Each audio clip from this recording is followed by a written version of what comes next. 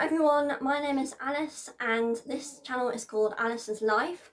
In today's video I'm going to be talking all about how to find a horse or pony to part loan or share. So I think the first thing to think about, and you probably already have thought about, is why you're looking for a horse to part loan or share rather than buying one. So the main two benefits for me are that it is a lot cheaper, because in the UK it can cost thousands of pounds to care for a horse because of the livery costs and things. And then the second one is that it's less time and responsibility because I don't need to go there every day. And then there could be like a little disadvantage for someone that maybe doesn't want to get a horse to part loan and would prefer to buy one, is if they were a complete control freak, because you have to follow the owner's rules and restrictions they may impose on you. You can't go in and change everything. So maybe that could be a kind of like disadvantage for people that really want to be in control. So first of all, I'm going to start by talking about where you should look. So I would recommend making an A5 or an A6 sign and putting it in local tack shops and feed shops for horses, and then people will see them on the notice boards and get into contact with you. And this is good because a lot of people don't use technology, or they might just be looking, because a lot of people like to browse those sort of notice boards. And then another place you might decide to put an advert is online. So websites like Pre-Loved and Gumtree can be good. So if you type your area and then search pony to part loan or pony to share, things might come up and then you can respond. You might have to pay a fee to be able to respond to messages though. And then the way that I found my current pony that I'm part loaning is through Facebook. So particularly if you've moved to a new area recently, you need to suss out what the local Facebook groups are for equestrians.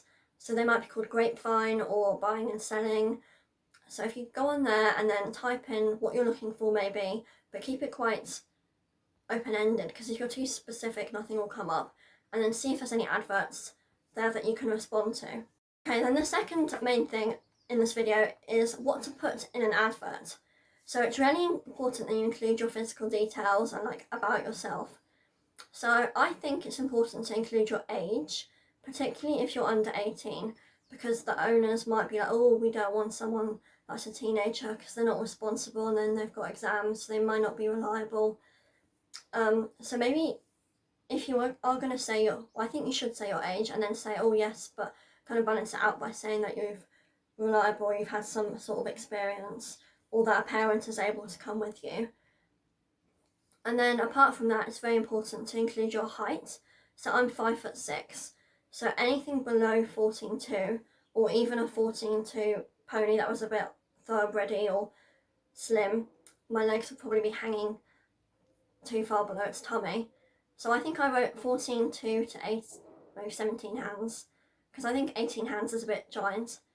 So I wrote I was 5'6", and then also include your weight, or maybe if you're, I don't know, I think I included my weight, because a lot of people don't want someone that's going to be over what their horse is able to carry and will discount you, because it will put too much strain on the horse's back. And then it's also, I think, imperative that you include whether you have a car, because a lot of stables are not on a bus route, or if you don't have a car, maybe contact them and ask where the local transport is.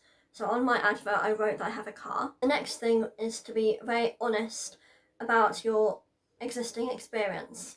So if you've only been to like a trekking centre a few times on holiday, don't write that you are an experienced rider. If you've owned a horse, say that. If you've been on university teams or school equestrian teams or pony club things, maybe include that, because that kind of shows what level you're able to ride to. And also kind of say what level you've competed to. So maybe if you've done affiliated jumping, you could include that, so they're able to say, oh yes, they are actually competent. So they're not just saying, because maybe there are a lot of time wasters, I think. So kind of, if you've got the experience, make sure you include that, so they're able to kind of know what you are capable of. And then lastly, I think you should write if you're willing to pay or not. If you're not willing to pay, say that up front, and say that you're capable, or you're very willing to do extra jobs, even other jobs that they need around for other horses. But I think in general people will expect you to pay because horse riding is an expensive hobby.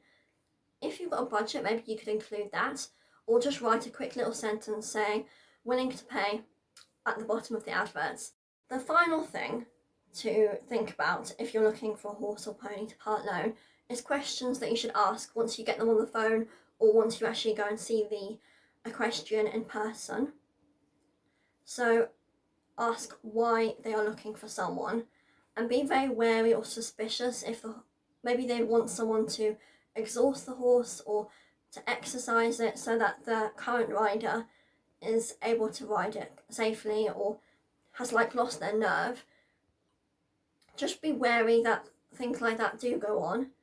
So kind of try and work out if they've actually got a genuine reason, like maybe a lack of time because they've got other horses or they've got a very busy job. Try and suss out why they want the horse to be part loan, or why they, if they have lost interest, why aren't they selling it? Why do they want someone to come in and ride it for them? It is also important to ask what the horse's current fitness levels are, because if the horse has been at grass, when you first ride it, it won't really be showing its true colours, which might only come out once it gets up to a fitter level. Asking what they want the rider to do is important, because maybe they only want you to hack and you want to do more than that, or maybe they want you to do things with it because the owner's busy, so maybe they even say you can compete, so that'll be good.